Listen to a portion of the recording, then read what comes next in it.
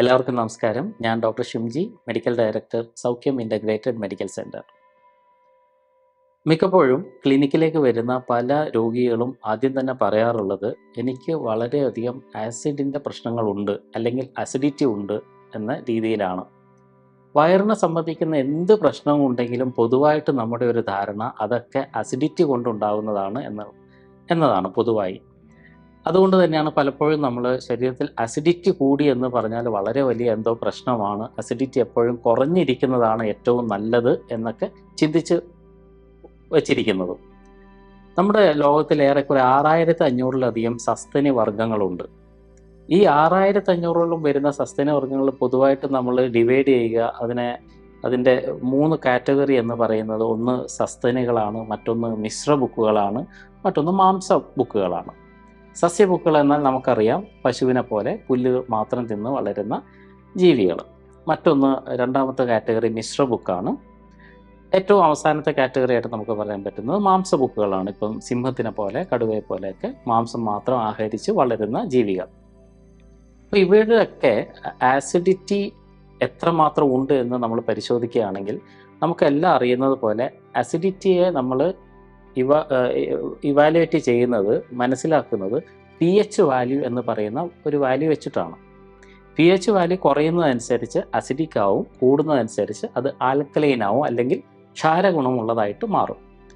അങ്ങനെയാണെങ്കിൽ സസ്യബുക്കുകളെ സംബന്ധിച്ചിടത്തോളം അവരുടെ ആമാശയത്തിൻ്റെ pH വാല്യൂ എന്ന് പറയുന്നത് ഏറെക്കുറെ 4ന്റെ തൊട്ട് മുകളിലൊക്കെയാണ്. പലപ്പോഴും ഒരു ആവറേജ് ആയിട്ട് നമുക്ക് 4 ആണ് pH എന്ന് പറയാം. മിശ്ര ബുക്കുകളിലേക്ക് വരുമ്പോൾ അത് ഏറെക്കുറെ ഒരു 2.5 എന്ന രീതിയിലൊക്കെയാണ്, അല്ലെങ്കിൽ 3നോടടുത്ത രീതിയിലൊക്കെയാണ്. ഇനി മാംസഭോജികളുടെ കാര്യത്തിലേക്ക് വരുമ്പോൾ അത് ഏറെക്കുറെ 2ആണ്, pH 2ആണ്. അല്ലെങ്കിൽ മാംസഭോജികൾക്ക് വളരെയധികം pH വാല്യൂ കൂടുതലുള്ള, അല്ലെങ്കിൽ വളരെയധികം അസിഡിറ്റി ഉള്ള സ്റ്റൊമക്കാണുള്ളത്, ആമാശയമാണുള്ളത്. മിശ്ര ബുക്കുകൾക്ക് അത് ഒരു 2.53 ആണ്. സസ്യഭോജികൾക്ക് അത് 4-നടുത്താണ്. അങ്ങനെ പറയുമ്പോൾ അതിൻ്റെ അർത്ഥം അവർ കഴിക്കുന്ന ഭക്ഷണത്തിനെ ദഹിപ്പിച്ച് ശരീരത്തിലേക്ക് എടുക്കാൻ ആവശ്യമുള്ള രീതിയിലുള്ള pH വാല്യൂ ആണ്, അല്ലെങ്കിൽ ആസിഡിറ്റി, ആൽക്കലൈനിറ്റി ആണ് ഓരോ സസ്തനിക്കും ഉള്ളത്. അപ്പോൾ ഏറ്റവും പ്രധാനപ്പെട്ട ഒരു ചോദ്യം മനുഷ്യൻ്റെ കുടലിൻ്റെ pH എത്രയാണ് എന്നുള്ളതാണ്. നമ്മൾ ഏറെക്കുറെ പറയാറുള്ളത് 2.5-ൻ്റെ അടുത്താണ് നമ്മുടേത് എന്നൊക്കെ ആണെങ്കിലും പല പഠനങ്ങളും പറയുന്നത് മനുഷ്യൻ്റെ ആമാശയത്തിനകത്തുള്ള pH വാല്യൂ എന്ന് പറയുന്നത് 1.5 ആണ്, 1.5 ആണ്. അതായത് ഒരു മാംസബുക്കിനേക്കാൾ കൂടുതൽ അസിഡിക് ആയിട്ടുള്ള ഒരു അറ്റ്മോസ്ഫിയറാണ്, ഒരു കാലാവസ്ഥയാണ് നമ്മുടെ ആമാശയത്തിനകത്തുള്ളത്. ഇനി എന്തുകൊണ്ടായിരിക്കും ഒരു മനുഷ്യന് ഏറ്റവും കൂടുതൽ അസിഡിറ്റി പ്രകൃതി കൊടുത്തിട്ടുണ്ടാവുക? ഉത്തരം വളരെയധികം ലളിതമാണ്. ഈ ഹൈഡ്രോക്ലോറിക് ആസിഡ് അല്ലെങ്കിൽ ആസിഡിൻ്റെ പ്രവർത്തനം എന്താണ് എന്ന് നമ്മൾ മനസ്സിലാക്കിയാൽ ഇതിൻ്റെ വിവരണം കുറച്ചും കൂടെ നമുക്ക് മനസ്സിലാക്കാൻ വേണ്ടി കഴിയും. എന്തിനാണ് ഒരു സസ്തനയുടെ അകത്ത് ആസിഡ് ഉള്ളത്? ആസിഡ് ഉള്ളത് 2 കാര്യങ്ങൾ നിർവഹിക്കാൻ വേണ്ടിയിട്ടാണ്. അതിലാദ്യത്തെ സ്റ്റീറൈലാക്കാൻ വേണ്ടി, അല്ലെങ്കിൽ ശുദ്ധീകരിക്കാൻ വേണ്ടി. എന്തിനെയാണ് ശുദ്ധീകരിക്കേണ്ടത്? നമ്മുടെ ശരീരത്തിനകത്തേക്ക് അല്ലെങ്കിൽ കുടലിനകത്തേക്ക്, ദഹന ഇന്ദ്രിയ വ്യവസ്ഥയുടെ അകത്തേക്ക് കടന്നു വരുന്ന ഏതൊരു ഔട്ട്സൈഡറേയും, ഏതൊരു ഫംഗസിനെ ആയാലും ബാക്ടീരിയ ആയാലും അങ്ങനെയുള്ള ഏത് രോഗാണുക്കളെ ആയാലും ഒരു വലിയ പരിധിവരെ സ്റ്റീറൈൽ ചെയ്ത് ശുദ്ധീകരിക്കാൻ വേണ്ടിയിട്ടുള്ള ഒരു പ്രധാന ഘടകമാണ് നമ്മുടെ ശരീരത്തിനുള്ള ആസിഡ്. അതുകൊണ്ടാണ് പലപ്പോഴും ആസിഡ് കുറഞ്ഞ സമയത്ത് നമുക്ക് ചില ബാക്ടീരിയകളുടെയും ഫംഗസിൻ്റെയൊക്കെ അറ്റാക്ക് കൂടുതലായിട്ട് വരുന്നത്. മറ്റൊരു കാര്യം കൂടെ സന്ദർഭവശാൽ ഞാൻ സൂചിപ്പിക്കാം. ഹൈപ്പോ അസിഡിറ്റി അല്ലെങ്കിൽ ആസിഡ് കുറഞ്ഞ വ്യക്തികൾക്ക് മിക്കപ്പോഴും ഫംഗസിനെ കൊണ്ടുള്ള പ്രശ്നങ്ങൾ വളരെയധികമായിരിക്കും. നിങ്ങളൊരു കാര്യം ചിന്തിച്ചാൽ, ഒരു പക്ഷേ തലയിൽ താരൻ ധാരാളമായിട്ടുള്ള ഒരു വ്യക്തിക്ക്, താരൻ കൊണ്ട് മുടിയൊക്കെ കൊഴിഞ്ഞുകൊണ്ടിരിക്കുന്ന ഒരു വ്യക്തിക്ക് അവരോട് ചോദിച്ചു കഴിഞ്ഞാൽ ഒരു 80% പേർക്കും അവരുടെ സ്റ്റൊമക്കുമായിട്ട് ബന്ധപ്പെട്ടുള്ള പ്രശ്നങ്ങൾ ഉണ്ടായിരിക്കും. അല്ലെങ്കിൽ സിബോ പോലെയുള്ള, അല്ലെങ്കിൽ IBS ഇറിറ്റബിൾ ബവൽ സിൻഡ്രോം പോലെയുള്ള പ്രശ്നങ്ങളൊക്കെ ഇവർക്കുണ്ടായിരിക്കും. സ്ത്രീകളിലാണെങ്കിൽ പലപ്പോഴും ലൂക്കോറിയ, വെള്ളപ്പോക്ക് എന്നൊക്കെ നമ്മൾ വിളിക്കുന്ന പ്രശ്നങ്ങൾ ഉള്ളവർക്കും ഒരു 80% ഇതേ പ്രശ്നം, സ്റ്റൊമക്കിനകത്ത് ആസിഡ് കുറഞ്ഞു എന്നുള്ളൊരു പ്രശ്നം ഉണ്ടായിരിക്കും. അപ്പോൾ ആസിഡിൻ്റെ ആദ്യത്തെ ഒരു ഫങ്ഷൻ എന്ന് പറയുന്നത് നമ്മുടെ ശരീരത്തിലേക്ക് കടന്നു വരുന്ന അന്യ വസ്തുക്കളെ സ്റ്റീറൈൽ ചെയ്യുക, അതിനെ സംശുദ്ധീകരിക്കുക എന്നുള്ളതാണ്. ഇനി രണ്ടാമത്തെയും ഏറ്റവും പ്രധാനപ്പെട്ടതുമായിട്ടുള്ള മറ്റൊരു പ്രവർത്തനം ആസിഡിനെ സംബന്ധിച്ചിടത്തോളം നമ്മുടെ ശരീരത്തിൽ നമ്മൾ ആഹരിക്കുന്ന ഭക്ഷണ വസ്തുവിലെ പ്രോട്ടീനെ ദഹിപ്പിക്കുക, മാംസ്യത്തെ ദഹിപ്പിക്കുക എന്നുള്ളതാണ്. അപ്പോൾ എന്തിനാണ് പ്രകൃതി നമുക്ക് ഏറ്റവും കൂടുതൽ ആസിഡ് അടങ്ങിയ ഒരു ആമാശയം തന്നിട്ടുള്ളത്? തീർച്ചയായിട്ടും നന്നായിട്ട് പ്രോട്ടീനെ ദഹിപ്പിക്കാൻ വേണ്ടിയിട്ട് തന്നെയാണ്. ഇനി എന്തിനാണ് ഈ മനുഷ്യൻ ഇത്രമാത്രം പ്രോട്ടീൻ ആവശ്യമുള്ളത്? കാരണം ഏറ്റവും കൂടുതൽ ചിന്തിക്കുന്ന ജീവിയും മനുഷ്യൻ തന്നെയാണ്. നമ്മൾ കഴിക്കുന്ന ഭക്ഷണ വസ്തുവിൽ ഏകദേശം 40% ഊർജം നമ്മൾ ചെലവാക്കുന്നത് നമ്മുടെ തലച്ചോറിൻ്റെ പ്രവർത്തനം ശരിയായ രീതിയിൽ നടത്തുവാൻ വേണ്ടിയിട്ടാണ്. നേരെ മറിച്ച് ബാക്കിയുള്ള സസ്തനുകളിലൊക്കെ ഏകദേശം 50-60% ഊർജം ചെലവാക്കുന്നത് അവരുടെ പേശികളുടെ പ്രവർത്തനത്തിന് വേണ്ടി അല്ലെങ്കിൽ അവരുടെ ചലനത്തിന് വേണ്ടിയിട്ടാണ്. അപ്പോൾ ഏറെക്കുറെ നമ്മൾ ഏറ്റവും കൂടുതൽ ചിന്തിക്കുന്ന ആൾക്കാരായതുകൊണ്ട് നമുക്ക് കൂടുതൽ പ്രോട്ടീൻ അടങ്ങിയ ഭക്ഷണ വസ്തുക്കൾ കഴിക്കേണ്ടത് ആവശ്യമായതുകൊണ്ടും അതിൻ്റെ ദഹനം പൂർണ്ണമായിട്ട് നടക്കാൻ വേണ്ടിയിട്ടുമാണ് ശരീരം ഏറ്റവും കൂടുതൽ ആസിഡായിട്ട് നമ്മുടെ സ്റ്റൊമക്കിനെ, നമ്മുടെ ആമാശയത്തിനെ തീർത്ത് വെച്ചിരിക്കുന്നത്. അപ്പോൾ ഇനി നിങ്ങൾ ചിന്തിക്കേണ്ടത് ആസിഡിറ്റി ഉണ്ട് എന്ന് പറയുന്നത് ഒരു വലിയ പ്രശ്നമല്ല, മറിച്ച് അസിഡിറ്റി കുറയുന്നതായിരിക്കാം കൂടുതൽ പ്രശ്നമാകുന്നത്. അപ്പോൾ എന്തുകൊണ്ടാണ് പലപ്പോഴും പല രോഗങ്ങളും, നമുക്ക് ഗ്യാസ്ട്രൈറ്റിസ് എന്നൊക്കെ നമ്മൾ വിളിക്കുന്ന, ഡിയോഡിനൽ അൾസർ എന്നൊക്കെ നമ്മൾ വിളിക്കുന്ന ഒരുപാട് രോഗങ്ങളുണ്ട്. ഈസോഫാജിയൽ റിഫ്ലക്സ് ഡിസീസ്, അല്ലെങ്കിൽ നെഞ്ചരിച്ചൽ, പുളിച്ചു തട്ടൽ എന്നൊക്കെ നമ്മൾ പറയുന്ന ഒരുപാട് പ്രശ്നങ്ങൾ. ഇതൊക്കെ എന്തുകൊണ്ടാണ് ഉണ്ടാകുന്നത്? അവിടെ ഉണ്ടാകുന്നത് ഹൈപ്പർ അസിഡിറ്റി കൊണ്ട് തന്നെയാണ്, അല്ലെങ്കിൽ ആസിഡ് വർദ്ധിക്കുന്നതുകൊണ്ടാണ്. അപ്പോൾ സ്വാഭാവികമായിട്ടൊരു ചോദ്യം വരിക, എന്തുകൊണ്ടാണ് ഈ ആസിഡ് ശരീരത്തിൽ വർദ്ധിക്കുന്നത്? നമ്മൾ പഠിച്ചു വെച്ചിരിക്കുന്നത് നമ്മൾ കഴിക്കുന്ന ഭക്ഷണ വസ്തുക്കളിലെ പ്രധാനമായിട്ടും നമ്മൾ മുളക്, അധികമായിട്ടുള്ള ഉപ്പ്, പുളി, പിന്നെ ബേക്കറി സാധനങ്ങൾ, അല്ലെങ്കിൽ നമ്മൾ ദഹിക്കാൻ ആവശ്യമില്ലാത്ത പല വസ്തുക്കൾ, ഇതൊക്കെ നമ്മൾ കഴിക്കുന്നത് മൂലമാണ് നമുക്ക് ആസിഡിറ്റി വരുന്നത്. അതുകൊണ്ട് തന്നെ നമ്മൾ കഴിക്കുന്ന ഭക്ഷണത്തിൽ നിന്ന് ഒരു വലിയ പരിധിയോളം എരിവും പുളിയും ഉപ്പും ഒക്കെ മാറ്റിക്കഴിഞ്ഞാൽ നമ്മുടെ അസിഡിറ്റി കുറയുമെന്നുള്ളതാണ്. തികച്ചും അബദ്ധജടിലമായിട്ടുള്ള ഒരു ചിന്താഗതിയാണ് ഇത്. കാരണം ഇതിൻ്റെ മൂലകാരണമായിട്ട് പറയാൻ പറ്റുന്നത് ഈ പറയുന്ന ഭക്ഷണ വസ്തുക്കൾ നമ്മൾ കഴിക്കുന്നത് കൊണ്ടല്ല, മറിച്ച് ഒരു പ്രത്യേക ബാക്ടീരിയയുടെ വളർച്ച കൊണ്ടാണ്. ഏതാണ് ആ ബാക്ടീരിയ? അതാണ് ഹെലിക്കോബാക്ടർ പൈലോറി എന്ന് നമ്മൾ വിളിക്കുന്ന എച്ച് പൈലോറി എന്ന് പറയുന്ന ബാക്ടീരിയ. ബാരി മാർഷൽ എന്ന് പറയുന്ന ഒരു വിശ്വവിഖ്യാതനായ ഒരു സയൻറ്റിസ്റ്റ് 2005 ഈ പറയുന്ന എച്ച് പൈലോറിയെ കണ്ടുപിടിച്ചത്. ആ കണ്ടുപിടുത്തത്തിന് അദ്ദേഹത്തിന് ആ വർഷത്തെ നോബൽ സമ്മാനവും ലഭിക്കുകയുണ്ടായി. അപ്പോൾ അത്രമാത്രം മനുഷ്യൻ്റെ ആരോഗ്യത്തെ സ്വാധീനിക്കുന്ന ഒരു പ്രധാനപ്പെട്ട ബാക്ടീരിയയാണ് എച്ച് പൈലോറി. ഇനി എച്ച് പൈലോറിയുടെ ഇമ്പോർട്ടൻസ്, അല്ലെങ്കിൽ അതിൻ്റെ ഒരു പ്രാധാന്യം എന്താണെന്ന് വെച്ച് കഴിഞ്ഞാൽ, അതിന് ബാക്കിയുള്ള ബാക്ടീരിയ എന്നുള്ള ഏറ്റവും പ്രധാനപ്പെട്ട ഒരു വ്യത്യാസം എന്ന് പറയുന്നത് എച്ച് പൈലോറിക്ക് ആസിഡ് മീഡിയത്തിലും വളരാൻ വേണ്ടി കഴിയും എന്നുള്ളതാണ്. അപ്പോൾ നമ്മുടെ സ്റ്റൊമക്കിനകത്തേക്ക് വരുന്ന എച്ച് പൈലോറിയുടെ പ്രവർത്തന ഫലമായിട്ടാണ് പലപ്പോഴും നമ്മുടെ ശരീരത്തിനകത്തുള്ള ആസിഡിൻ്റെ ഉൽപ്പാദനം വർദ്ധിക്കുന്നത്. കണ്ണിൽ നിന്ന് കണ്ണുനീരുണ്ടാവും എന്ന് നമുക്കൊക്കെ അറിയാം. പക്ഷെ കണ്ണിലൊരു കരട് പോയാലോ കണ്ണുനീരിൻ്റെ ഉൽപ്പാദനം 10 മടങ്ങായി വർദ്ധിക്കും. ഇതേപോലെ തന്നെയാണ് നമ്മുടെ ഹൈഡ്രോക്ലോറിക് ആസിഡ് ഉണ്ടാക്കേണ്ട, അല്ലെങ്കിൽ സ്റ്റൊമക് ആസിഡ് ഉണ്ടാക്കേണ്ടുന്ന സ്ഥലത്ത് ഈ പറയുന്ന എച്ച് പൈലോറി ഉണ്ടാക്കുന്ന ഇറിറ്റേഷൻസ് കൊണ്ടാണ് കൂടുതലായിട്ടുള്ള ആസിഡിൻ്റെ ഉൽപ്പാദനം ശരീരത്തിൽ നടക്കുന്നത്. അപ്പോൾ എങ്ങനെയാണ് ഇതിനെ മാറ്റേണ്ടത്? മാറ്റാനുള്ള ഒരേ ഒരു വഴി, പ്രധാനപ്പെട്ട വഴി എന്ന് പറയുന്നത് തന്നെ എച്ച് പൈലോറിയുടെ വളർച്ചയെ തടയുക, അല്ലെങ്കിൽ എച്ച് പൈലോറിയെ നശിപ്പിക്കുക എന്നുള്ളതാണ്. അപ്പോൾ സാധാരണഗതിയിൽ കൺവെൻഷനലി നമ്മൾ ചെയ്തുകൊണ്ടിരിക്കുന്നത് ഒരു ആൻറ്റാസിഡും അതുപോലെ തന്നെ വ്യത്യസ്തങ്ങളായിട്ടുള്ള ആൻറ്റിബയോട്ടിക്സുകളും അടങ്ങിയ ഒരു കിറ്റ്, ഒരു 2 ആഴ്ച അല്ലെങ്കിൽ 3 ആഴ്ചയോളം ഈ പറയുന്ന മരുന്നുകൾ കഴിച്ചു കഴിഞ്ഞാൽ പലപ്പോഴും എച്ച് പൈലോറിയെ നമുക്ക് പരിധിയിലേക്ക് വരുത്താം. പക്ഷേ മിക്കപ്പോഴും സംഭവിക്കുന്നത് ഇത്തരത്തിൽ നമ്മൾ ഒരു തവണ എച്ച് പൈലോറിയെ മാറ്റിയാൽ പോലും പലപ്പോഴും രണ്ടാമതും ഇത് ആവർത്തിക്കുന്നതായി അല്ലെങ്കിൽ റീഅക്കർ ചെയ്യുന്നതായിട്ട് കാണാം. ഇങ്ങനെ രണ്ടാമതും തവണയും എച്ച് പൈലോറി വന്നു കഴിഞ്ഞാൽ ഇത് മിക്കപ്പോഴും ആൻറ്റിബയോട്ടിക്സിനോട് റെസിസ്റ്റൻസ് ഉള്ള അല്ലെങ്കിൽ അതിനെ മറികടക്കാൻ ശേഷിയുള്ള സ്ട്രെയിൻ ആയിട്ട് മാറും. അപ്പോൾ അവിടെ വീണ്ടും നമ്മൾ ആൻറ്റിബയോട്ടിക്സ് കൊടുത്താൽ പോലും എച്ച് പൈലോറിയുടെ പ്രവർത്തനത്തെ നമുക്ക് തടസ്സപ്പെടുത്താൻ വേണ്ടി കഴിയില്ല. അവർ നിരന്തരമായിട്ട് നമ്മുടെ ശരീരത്തിനകത്തെ ആക്രമിച്ച് ശരീരത്തിനകത്ത് നേരത്തെ ഞാൻ സൂചിപ്പിച്ച പോലെയുള്ള മിക്ക രോഗങ്ങളും ഉണ്ടാക്കിക്കൊണ്ടേയിരിക്കും. അപ്പോൾ വെറും ഗ്യാസ്ട്രൈറ്റിസും അല്ലെങ്കിൽ GERD അല്ലെങ്കിൽ ഗ്യാസ്ട്രോ ഈസോഫാജിയൽ റിഫ്ലക്സ് ഡിസീസ് എന്ന് പറഞ്ഞ് നമ്മൾ കഴിക്കുന്ന ഭക്ഷണം തിരിച്ചു വരുന്ന രീതിയിലുള്ള പ്രശ്നങ്ങളോ അല്ലെങ്കിൽ ഡിയോഡിനൽ അൾസറോ ഇങ്ങനെ ഉള്ള രോഗങ്ങൾ മാത്രമല്ല നമ്മൾ മനസ്സിലാക്കേണ്ടത് ശരീരത്തിനകത്ത് ഉണ്ടാകുന്ന പ്രത്യേകിച്ച് സ്റ്റൊമക്കുമായിട്ട് ബന്ധപ്പെട്ട ദഹനവ്യവസ്ഥയുമായിട്ട് ബന്ധപ്പെട്ട ക്യാൻസറുകളുടെ മുഖ്യമായ ഒരു കാരണവും എച്ച് പൈലോറി തന്നെയാണ്.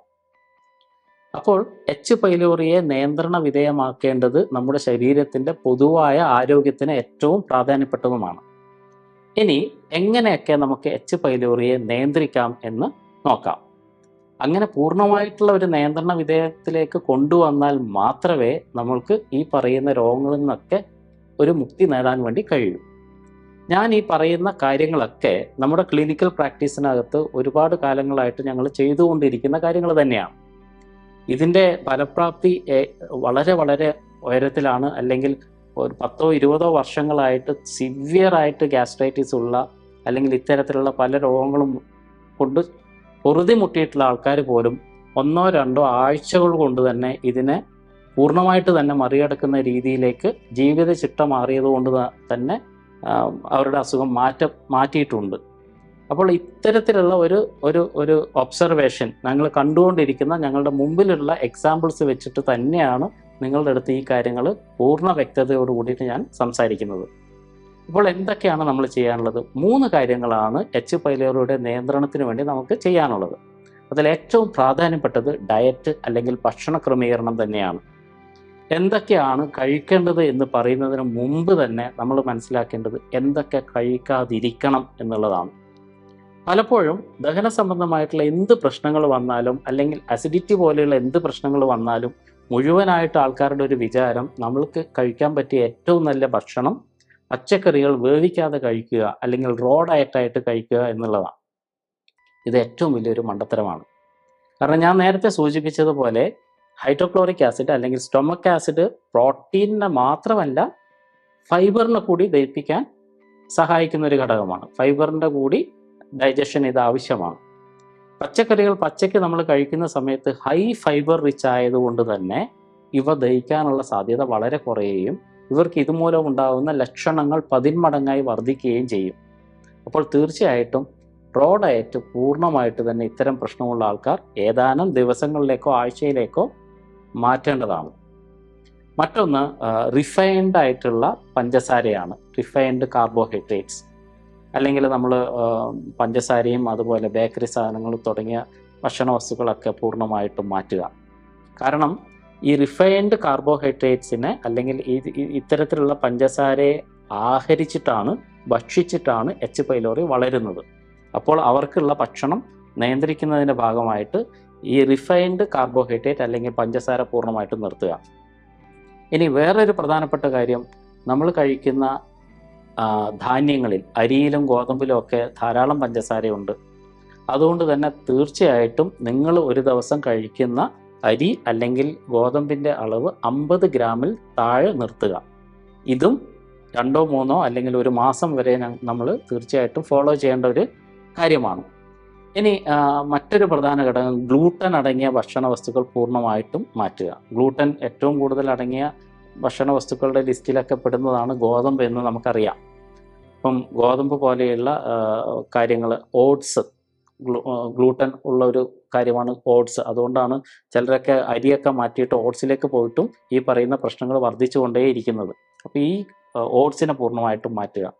മറ്റൊരു പ്രധാനപ്പെട്ട കാര്യമാണ് മിൽക്ക്, പാലും ഈ പറയുന്ന പ്രശ്നത്തെ സങ്കീർണമാക്കാൻ വേണ്ടി പറ്റുന്ന ഒരു കാര്യമാണ്. കാരണം പാലിനകത്ത് അടങ്ങിയിട്ടുള്ള കേസിൻ എന്ന് പറയുന്ന പ്രോട്ടീൻ ദഹിക്കണമെങ്കിലും ഈ ഡൈജസ്റ്റീവ് എൻസൈം വേണം. അതില്ലാത്ത സമയത്ത് പാല് കഴിച്ചാലോ പാല് കൊണ്ടുണ്ടാക്കുന്ന കാര്യങ്ങൾ കഴിച്ചാലോ നിങ്ങൾക്ക് പ്രശ്നങ്ങൾ ഉണ്ടാകാം. ഈ പ്രശ്നങ്ങൾ കൂടുതൽ സങ്കീർണമായേക്കാം. സ്വീറ്റ്സ് ഞാൻ നേരത്തെ സൂചിപ്പിച്ചു. സ്വീറ്റ്സ് പൂർണ്ണമായിട്ട് ഒഴിവാക്കുക. അതേപോലെ തന്നെ ഒഴിവാക്കേണ്ട മറ്റൊരു പ്രധാനപ്പെട്ട ഘടകമാണ് ആൽക്കഹോൾ. ആൽക്കഹോൾ കൺസംഷൻ തീർച്ചയായിട്ടും ഈ അസിഡിറ്റിയെ വർദ്ധിപ്പിച്ചുകൊണ്ടേയിരിക്കും. അപ്പോൾ ഇത്തരത്തിലുള്ള കാര്യങ്ങൾ പൂർണ്ണമായിട്ടും ഒഴിവാക്കിക്കൊണ്ടുള്ള ഒരു ഡയറ്റാണ് നിങ്ങൾക്ക് വേണ്ടത്. അപ്പോൾ ആ ഡയറ്റിനകത്ത് നമുക്ക് എന്തൊക്കെ ഉൾപ്പെടുത്താം? ആ ഡയറ്റിനകത്ത് നിങ്ങൾക്ക് ഉൾപ്പെടുത്താൻ പറ്റുന്ന അത്യാവശ്യം ഞാൻ നേരത്തെ സൂചിപ്പിച്ചതുപോലെ 50 ഗ്രാമിൽ താഴെയുള്ള അരി ഭക്ഷണം, അല്ലെങ്കിൽ ഗോതമ്പ് കഴിയുന്നത്ര ഒഴിവാക്കുക. ഗ്ലൂട്ടൻ ഉണ്ടായതുകൊണ്ട് അരി ഭക്ഷണം, അല്ലെങ്കിൽ നമ്മൾ ഈ ഉഴുന്ന് ചേർക്കാതെയുള്ള ദോശ പോലെയുള്ള കാര്യങ്ങളൊക്കെ നമുക്ക് അത്യാവശ്യമായിട്ട് ഉപയോഗിക്കാം. അതിനകത്ത് നിങ്ങൾക്ക് വേണമെന്നുണ്ടെങ്കിൽ തൈര് ഉപയോഗപ്പെടുത്താം. തൈരിൻ്റെയൊക്കെ ഗുണം അത് പ്രോബയോട്ടിക്സിൽ വരുന്നതാണ്. തൈരൊക്കെ ധാരാളമായിട്ട് ഉപയോഗിക്കുന്നതും നമുക്ക് നന്നായിട്ട് ഈ അസിഡിറ്റി കുറയ്ക്കാൻ വേണ്ടി ഒരു വലിയ പരിധി വരെ സഹായിക്കുന്നതാണ്. പക്ഷേ ഉപയോഗിക്കേണ്ടുന്ന തൈര് K2 വിഭാഗത്തിൽപ്പെട്ടതായിരിക്കണം, അല്ലെങ്കിൽ പുല്ല് തിന്ന് വളരുന്ന പശുവിൻ്റെ പാലിൽ നിന്നുണ്ടാക്കുന്ന തൈരായിരിക്കണം എന്നുള്ള ഒരു പ്രധാനപ്പെട്ട കാര്യം കൂടെ നമ്മൾ ഓർക്കുക. ഇനി ഈ ഡയറ്ററി മാനേജ്മെൻറ്റ് പോലെ ഏറ്റവും പ്രധാനമുള്ള മറ്റൊരു കാര്യമാണ് പ്രോബയോട്ടിക്സുകളുടെ നമ്മൾ അകത്തേക്ക് സ്വീകരിക്കുക എന്നുള്ളത്. ഭക്ഷണം. രണ്ടാമത്തേത് പ്രോബയോട്ടിക്സ്. എന്താണ് പ്രോബയോട്ടിക്സ്? പ്രോബയോട്ടിക്സ് എന്ന് പറയുന്നത് നമ്മുടെ ശരീരത്തിന് ആവശ്യമുള്ള ഗുണപ്രദമായിട്ടുള്ള ബാക്ടീരിയകളാണ്. ഇത്തരം ബാക്ടീരിയകൾ നമ്മൾ കൊടുക്കുക വഴി നമ്മുടെ ശരീരത്തിനകത്തുള്ള കയറി കൂടിയിട്ടുള്ള H. പൈലോറിയെ ഇത് നിയന്ത്രിക്കും. അല്ലെങ്കിൽ ഒരു കലാപം അമർച്ച ചെയ്യുന്നത് പോലെ, നമ്മുടെ പട്ടാളക്കാർ അല്ലെങ്കിൽ പോലീസുകാർ എങ്ങനെയാണ് ഒരു കലാപം അമർച്ച ചെയ്യുന്നത്, അതുപോലെ തന്നെയാണ് ഈ പറയുന്ന പ്രോബയോട്ടിക്സുകൾ ശരീരത്തിനകത്ത് കയറി സ്റ്റൊമക്കിനകത്തുള്ള H. പൈലോറിയെ പൂർണ്ണമായിട്ടും മാറ്റാൻ വേണ്ടി സഹായിക്കും. അപ്പോൾ ഏതൊക്കെയാണ് നമുക്ക് കഴിക്കാൻ പറ്റുന്ന പ്രോബയോട്ടിക്സുകൾ, വീട്ടിൽ കഴിക്കാൻ പറ്റുന്ന പ്രോബയോട്ടിക്സുകൾ? അതിലേറ്റവും പ്രധാനപ്പെട്ടതാണ് പഴങ്കഞ്ഞി എന്ന് നമ്മൾ പറയുന്നത്. പഴങ്കഞ്ഞിയിൽ ധാരാളമായിട്ട് നല്ല പ്രോബയോട്ടിക്സുകളുണ്ട്. ഇതിനകത്ത് അല്പം തൈര് ഉപയോഗിക്കുകയാണെങ്കിൽ, ഒരു ചുവന്നുള്ളി അല്ലെങ്കിൽ ചെറിയ ഉള്ളി നമ്മൾ ഇതിനകത്ത് ചേർത്ത് ഉപയോഗിക്കുകയാണെങ്കിൽ അത് വളരെ നല്ലൊരു പ്രോബയോട്ടിക്കാണ്. പ്രത്യേകിച്ച് അസിഡിറ്റി കുറയ്ക്കാൻ വേണ്ടി, H. പൈലോറിയെ ഇറാഡിക്കേറ്റ് ചെയ്യാൻ വേണ്ടി ഏറ്റവും നമ്മളെ സഹായിക്കുന്ന ഒരു കാര്യമാണ് ഇത്. അപ്പോൾ ഇത്തരത്തിലുള്ള പ്രോബയോട്ടിക്സുകളുടെ ഉപയോഗവും H. പൈലോറിയെ നിയന്ത്രിച്ച് നിങ്ങളുടെ ശരീരത്തിനകത്തുള്ള അസിഡിറ്റി കുറയ്ക്കാൻ വേണ്ടി സഹായിക്കും. ഇനി മൂന്നാമത്തെ ഏറ്റവും ഒരു പ്രധാന ഘടകമാണ് നാച്ചുറലായിട്ടുള്ള ഹെർബുകൾ. ഈ ഹെർബ്സ് അല്ലെങ്കിൽ ഔഷധ സസ്യങ്ങൾ എങ്ങനെയാണ് നമ്മളെ സ്വാധീനിക്കുന്നതെന്നും കൂടെ നമുക്ക് നോക്കാം. ഇതിൽ ഏറ്റവും പ്രധാനപ്പെട്ട ഹെർബുകൾ എന്ന് പറയുന്ന ഒന്ന് നമ്മൾ സാധാരണ ഉപയോഗിക്കുന്ന സ്പൈസസ് ആണ്.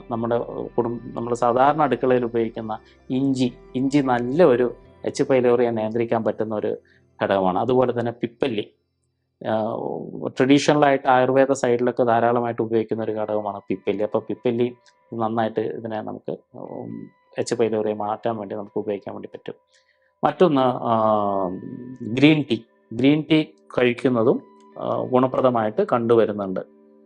വളരെ പ്രധാനപ്പെട്ട ഒരു ഘടകമാണ് ഗാർലിക് അല്ലെങ്കിൽ വെളുത്ത ഉള്ളിയും ഈ പറയുന്ന ഒരു നാച്ചുറൽ ഹെർബാണ്. ഔഷധ ഗുണമുള്ള ഒരു കാര്യമാണ്. അത് H. പൈലോറിയെ ഒരു വലിയ പരിധിവരെ മാറ്റുക തന്നെ ചെയ്യും. ഇനി ഇതേപോലെ തന്നെ വളരെ പ്രാധാന്യം അറിയിക്കുന്ന ഒരു ഘടകമാണ് കരിഞ്ജീരകം എന്ന് പറയുന്നത്. ബ്ലാക്ക് ക്യുമിൻ സീഡ് എന്ന് പറയുന്ന കരിഞ്ജീരകം. ഈ കരിഞ്ജീരകത്തിൻ്റെ ഉപയോഗം, നിങ്ങൾ കരിഞ്ജീരകം പൊടിച്ച് അല്പം തേനിൽ ചാലിച്ച് കഴിക്കുന്നതും H. പൈലോറിയെ വളരെ നന്നായിട്ട് കുറയ്ക്കുന്നതായിട്ട് കണ്ടുവരുന്നുണ്ട്. H. പൈലോറിയിൽ നിയന്ത്രിക്കുന്ന ഏത് ഘടകമാണ് ഈ പറയുന്ന കരിഞ്ജീരകത്തിലുള്ളത് എന്ന് ചോദിച്ചാൽ, കരിഞ്ജീരകത്തിനകത്തുള്ള ലൈക്കോറൈസ് എന്ന് പറയുന്ന ഘടകം, DGL എന്ന് നമ്മൾ വിളിക്കുന്ന ഒരു ഘടകമാണ് H. പൈലോറിയെ നിയന്ത്രണ വിധേയമാക്കുന്നതിൽ ഏറ്റവും സഹായിക്കുന്ന ഒരു ഘടകം. H. പൈലോറി ഉള്ള വ്യക്തികളുടെ ഒരു 4 ആഴ്ചകളോളം ലൈക്കോറൈസ് അല്ലെങ്കിൽ കരിഞ്ജീരകത്തിൻ്റെ ഒരു എക്സ്ട്രാക്ട്, കരിഞ്ജീരകം അല്ല എക്സാക്ട്ലി, അതിൻ്റെ ഒരു എക്സ്ട്രാക്ട് 4 ആഴ്ചകളോളം ഇവർക്ക് കൊടുത്ത് നടത്തിയ ഒരു പഠനത്തിൽ പറയുന്നത് ഇവർക്ക് 67% H. പൈലോറിയെ നിയന്ത്രണ വിധേയമാക്കാൻ വേണ്ടി കഴിയുന്നു എന്നാണ്. നിങ്ങൾക്കറിയാം, H. പൈലോറി യൂറിയ ബ്രീത്ത് ടെസ്റ്റിൽ കൂടിയാണ് ഇത് മനസ്സിലാക്കുക. അപ്പോൾ യൂറിയ ബ്രെത്ത് ടെസ്റ്റിൽ കൂടി ഈ 67% ലൈക്കോറൈസ് കഴിച്ച ആൾക്കാരിൽ കുറവുണ്ടായി എന്ന് പഠനം പറയുന്നു. ഇതിൽ രസകരമായ ഒരു കാര്യം, നമ്മൾ ട്രഡീഷണൽ ആയിട്ട് നമ്മൾ മെഡിക്കലി കൊടുക്കുന്ന ഒരു പ്രധാന വസ്തുവാണ് ബിസ്മ്യൂത്ത് സബ്സാലിസിലേറ്റ് എന്ന് പറയുന്ന ഒരു മെഡിസിൻ. ഈ ബിസ്മ്യൂത്ത് സബ്സാലിസിലേറ്റ് എന്ന് പറയുന്ന ഘടകം 4 ആഴ്ച കൊടുക്കുമ്പോൾ എച്ച് പൈലോറി കുറയുന്നത് 57% മാത്രമാണ്.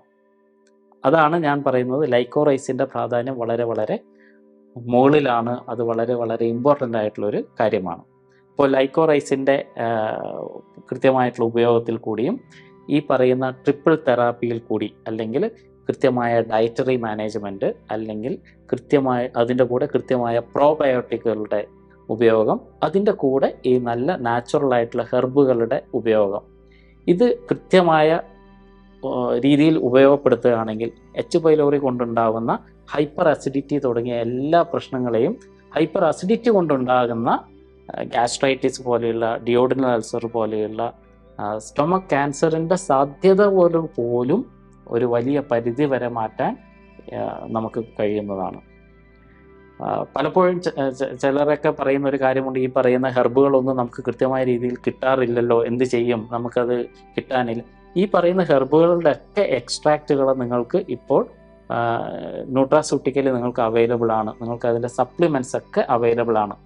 നിങ്ങളുടെ രോഗത്തിൻ്റെ കാഠിന്യത്തിനനുസരിച്ച് ഏത് സപ്ലിമെൻ്റ് എങ്ങനെ ഉപയോഗിക്കണം എന്ന് മനസ്സിലാക്കിയാൽ മാത്രം മതിയാവും. അപ്പോൾ കൃത്യമായ ഇത്തരം ഇടപെടലുകൾ കൂടി പൂർണ്ണമായിട്ട് തന്നെ നിങ്ങൾക്ക് ഹൈപ്പർ അസിഡിറ്റി എന്ന പ്രശ്നത്തെ പൂർണ്ണമായിട്ട് തുടച്ചു മാറ്റാൻ വേണ്ടി കഴിയുന്നതാണ്. മറ്റൊരു വീഡിയോയിൽ വീണ്ടും കാണുന്നവരെ എല്ലാവർക്കും നന്ദി.